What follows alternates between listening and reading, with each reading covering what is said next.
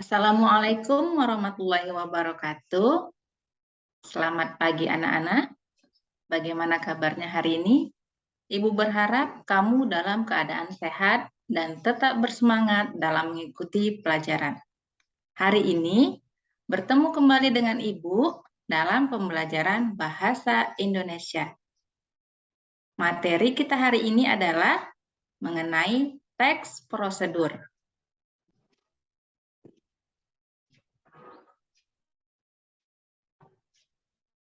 Adapun kompetensi dasar dan indikator yang ingin dicapai adalah pada 3.6, yaitu menelaah struktur dan aspek kebahasaan teks prosedur tentang cara melakukan sesuatu dan cara membuat, cara memainkan alat musik atau tarian daerah, cara membuat kuliner khas daerah, dan lain-lain dari berbagai sumber yang dibaca dan didengar.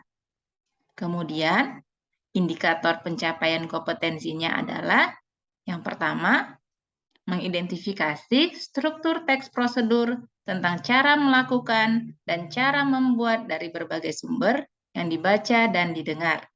Yang kedua, menelaah kaidah kebahasaan teks prosedur tentang cara melakukan dan cara membuat dari berbagai sumber yang dibaca dan didengar. Yang ketiga, menyimpulkan struktur dan aspek kebahasaan teks prosedur tentang cara melakukan dan cara membuat dari berbagai sumber yang dibaca dan didengar.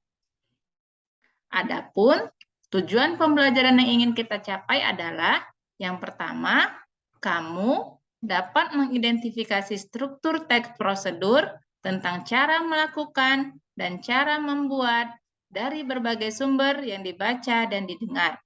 Yang kedua, kamu dapat menelaah kaidah kebahasaan teks prosedur tentang cara membuat dan melakukan sesuatu dari berbagai sumber yang dibaca dan didengar.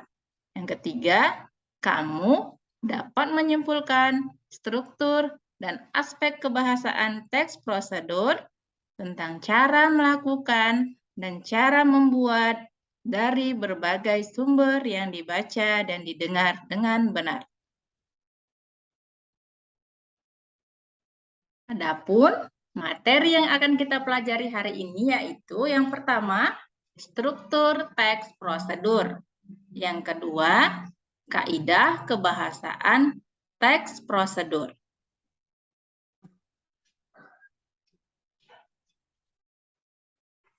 Struktur teks prosedur ada beberapa variasi. Yang pertama, teks prosedur cara membuat sesuatu. Kemudian, teks prosedur yang kedua adalah cara melakukan pekerjaan. Struktur teks prosedur cara membuat sesuatu terbagi menjadi 4. Yang pertama, ada tujuan. Yang kedua, ada bahan dan alat. Yang ketiga, ada langkah-langkah. Dan keempat, ada penutup. Kemudian, untuk struktur teks prosedur cara melakukan pekerjaan terbagi menjadi 3. Yang pertama, tujuan, kemudian langkah-langkah, dan yang ketiga, penutup. Kita akan membahas satu persatu. Yang pertama, tujuan. Bagian ini merupakan bagian pendahuluan yang digunakan untuk menarik minat pembaca. Contohnya, mudah dibuat, cepat, bermanfaat, menyehatkan, dan sebagainya. Kemudian, struktur kedua itu yaitu mengenai bahan dan alat. Bagian ini merupakan bagian yang hanya ada pada teks prosedur cara membuat. Adapun contohnya, misalnya bahan 200 gram tepung terigu. Kemudian 1 sendok teh garam, Kemudian 1 sendok teh gula. Untuk alat, contohnya 1 buah kertas origami, 1 buah gunting, dan sebagainya. Untuk struktur teks prosedur yang ketiga, yaitu langkah-langkah.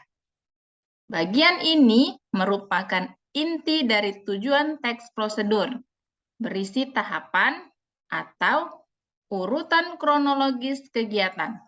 Contohnya, yang pertama, didihkan air. Kemudian yang kedua, masukkan bayam, tunggu sampai sedikit layu. Contoh yang ketiga, untuk mencapai hasil yang maksimal, masak bayam dengan api kecil. Kemudian, untuk struktur yang keempat, yaitu penutup. Bagian ini dapat berupa kata-kata atau ucapan selamat yang memotivasi seseorang untuk melakukan sesuatu. Contohnya, selamat mencoba, mudah dan praktis, tidak serumit yang kita bayangkan. Itu semua adalah struktur dalam teks prosedur. Sekarang kita ke bagian yang kedua. Ibu harap kamu sudah paham ya dengan struktur teks prosedur tadi. Kita lanjut ke bagian yang kedua, yaitu kaidah kebahasaan teks prosedur. Adapun kaidah kebahasaan teks prosedur yang pertama adalah menggunakan kata perintah. Kata perintah merupakan kalimat yang mengandung makna memerintah. Contohnya, posisikan tubuh sejajar dengan monitor. Yang kedua, tumbuklah 5 siung bawang putih sampai halus.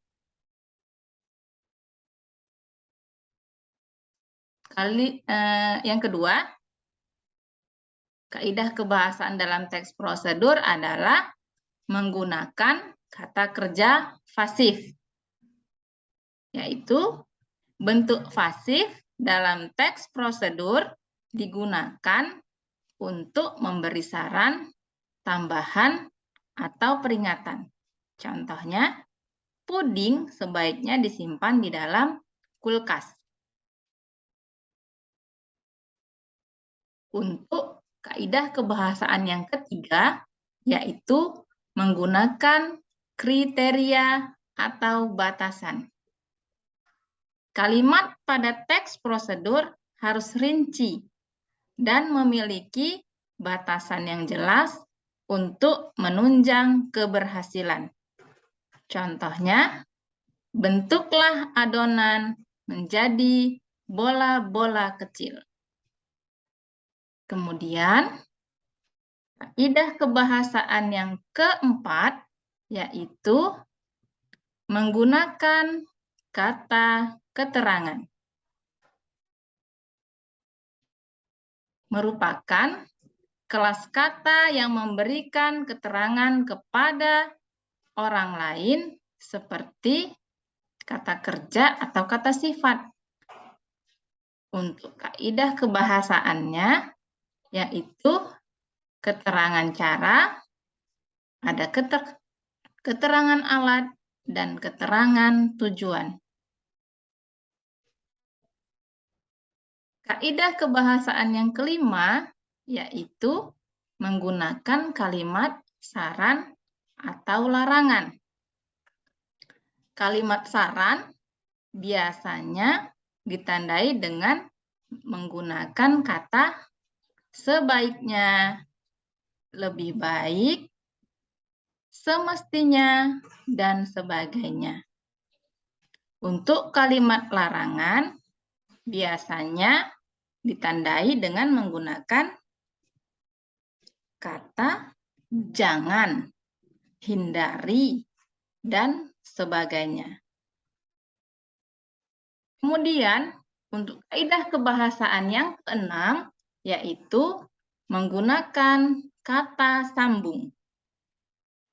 Hal ini digunakan untuk menyatakan syarat atau urutan langkah. Contohnya, kemudian, sekarang, berikutnya, setelah itu, lalu, sebelum, jika, seandainya, dan sebagainya. Kemudian, kaidah kebahasaan dalam teks prosedur yang terakhir adalah menggunakan akhiran i dan kan. Akhiran i digunakan jika objek kalimat tidak bergerak. Kemudian, kalau untuk akhiran kan digunakan jika objek kalimat bergerak. Contohnya, lumuri loyang dengan mentega. Yang kedua, lumurkan mentega pada loyang. Ibu berharap setelah kamu melihat video pembelajaran ini, kamu sudah memahami bagaimana struktur dan kaidah kebahasaan pada teks prosedur. Kamu sudah bisa menentukan mana merupakan pernyataan umum, mana alat dan bahan, mana langkah-langkah, dan mana penutupnya. Ibu harap kamu sudah paham ya? Iya.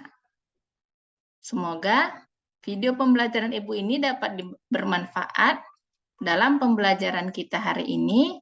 Dan Ibu akhiri dengan Assalamualaikum warahmatullahi wabarakatuh.